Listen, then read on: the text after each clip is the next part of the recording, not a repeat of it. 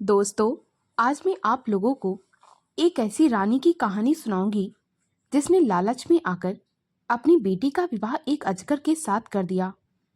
उसकी बेटी के साथ क्या होता है, इस कहानी में सब कुछ विस्तार से सुनेंगे। कहानी को सुनने से पहले अगर आप मेरे चैनल पर नए हैं तो प्लीज मेरे चैनल को सब्सक्राइब करें, वीडियो को लाइक और शेयर करें। तो आइए कहानी को सुनते हैं।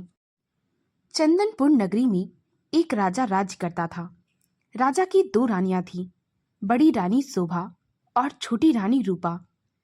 छोटी रानी बहुत ही सुंदर थी, उन्हें अपने रूप का बहुत घमंड था। वहीं पर बड़ी रानी शोभा बहुत ही सीधी और सरल स्वभाव की थी। छोटी रानी रूपा हमेशा उन पर हुक्म चलाती थी। राजा भी छोटी रानी के हिसाब से ही काम करता था। बड़ी रानी की एक बेटी थी जिसका नाम देवी था। छोटी रानी को भी एक बेटी थी जिसका नाम तारा था। बड़ी रानी शोभा की बेटी देवी हर काम में निपुण थी, उसे हर एक काम आता था। वहीं छोटी रानी बस दिन भर राजकुमारियों के जैसे नौकरों को हुक्म दिया करती थी। उसे एक काम भी ढंग से ना आता था। एक दिन छोटी रानी रूपा ने देवी से कहा, दिन भर महल में पड़ी रहती हो, कल से महल में जितनी भी गायें हैं तुम उन्हें जंगल में चराने ले जाओगी।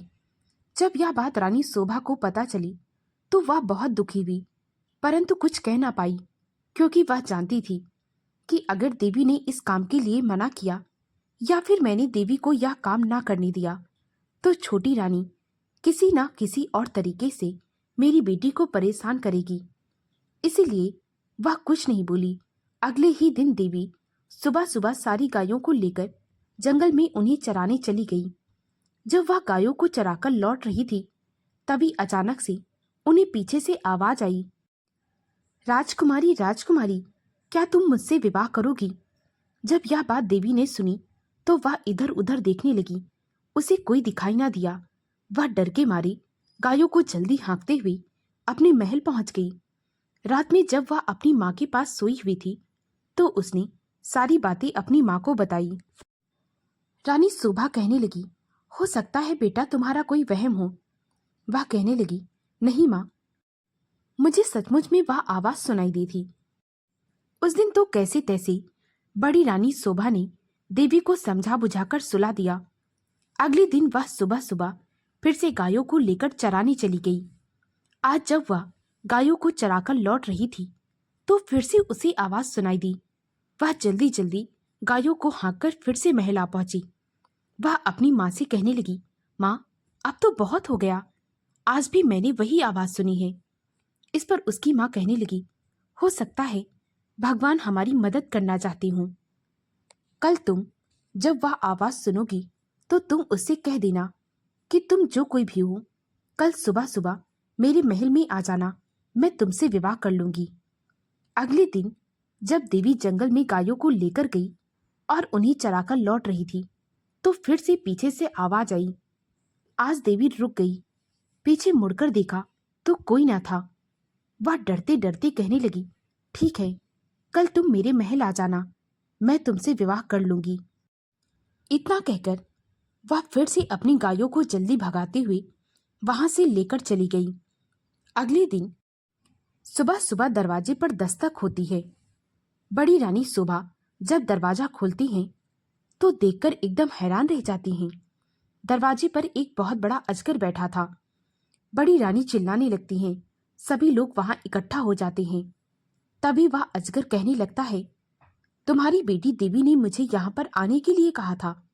उसने कहा था कि कल सुबह तुम आ जाना तो मैं तुमसे विवाह कर लूंगी। एक सैनिक ने वह बात सुनी तो वह रानी रूपा के पास पहुंचा। उसने रानी रूपा को सारी बातें बता दी। वह तो बहुत प्रसन्न हुई। अपने कमरे से निकलकर वह भी दरवाजे के पास आ गई और कहने लगी, बड़ी रानी, अगर देवी ने किसी से विवाह का वचन दिया था तो उसे अपना वचन अवश्य पूरा करना चाहिए। अंत में हारकर बड़ी रानी शोभा ने अपनी बेटी और उस अजगर का विवाह करा दिया। विवाह के पश्चात छोटी रानी रूपा ने अजगर और देवी को एक कमरे में भेज दिया।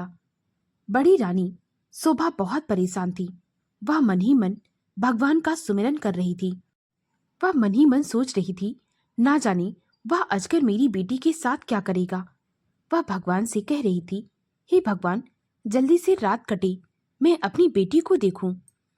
सुबह जब हुई तो वह भागी भागी अपनी बेटी के कमरे के दरवाजे पर गई और दरवाजा खटखटाने लगी। तभी अचानक से एक बहुत ही सुंदर युवक ने दरवाजा खोला। देवी उसके पीछे खड़ी हुई थी। देवी के चेहरे पर एक अलग सी खुशी झलक रही थी। उस युवक ने रानी शोभा से कहा, आपका बहुत बहुत धन्यवाद, आपने मेरा विवाह देवी के साथ करा दिया। मुझे देवी जैसी पत्नी मिल गई। वह युवक कहने लगा, मैं स्वर्ण नगर का राजा हूं। एक बार मैं जंगल में शिकार करने के लिए आया था। तभी एक वन देवता मुझसे नाराज हो गए और उन्होंने मुझे श्राप दे दिया था। श्राप के कारण मैं अजगर बन गया। जब मैंने उनसे क्षमा मांगी तो वे कहने लगी, अब मैं अपने श्राप को तो वापस नहीं ले सकता, लेकिन अगर किसी राजकुमारी ने तुमसे विवाह कर लिया तो तुम अपने असली रूप में आ जाओगी। और आज मैं पुनः अपने असली रूप में आ गया। यह सुनकर बड़ी रानी बहुत प्रसन्न हुई। जब यह बात छोटी रानी रूपा को पता चली तो उनका तो दिल ही टूट गया। उसके सारे अरमान चकनाचूर हो गए। इतने बड़े राज्य का राजा, देवी का पति, भला यह छोटी रानी को कैसे मंजूर हो सकता था?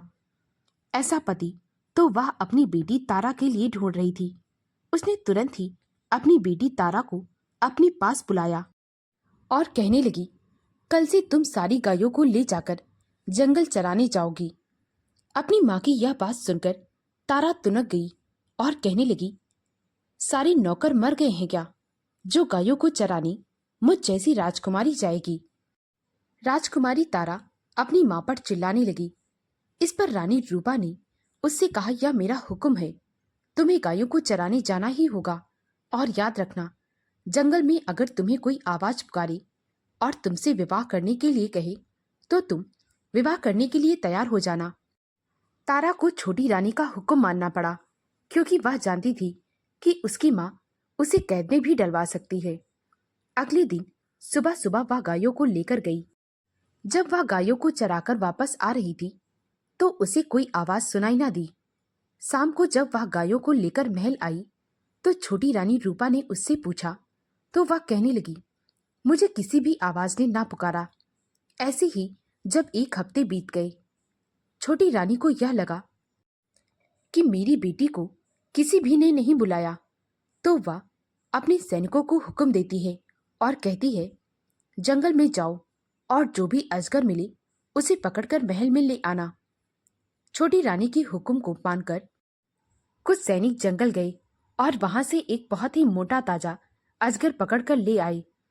छोटी रानी ने बिना सोचे समझे अपनी बेटी तारा का विवाह उसके साथ करा दिया और एक रात के लिए दोनों को एक कमरे में बंद कर दिया।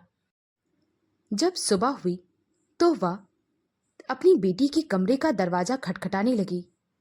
जब थोड़ी देर बाद किसी ने दरवाजा ना खोला तो वह जोर जोर से दरवाजा पीटने लगी, परंतु फिर भी किसी ने दरवाजा ना खोला। तभी वह चिल्लाने लगी। सभी लोग वहां पर इकट्ठा हो गए और दरवाजा तोड़ा गया। जैसे ही दरवाजा तोड़ा गया तो अजगर एक कोने में पड़ा हुआ था। आज वह और भी ज्यादा मोटा लग रहा था।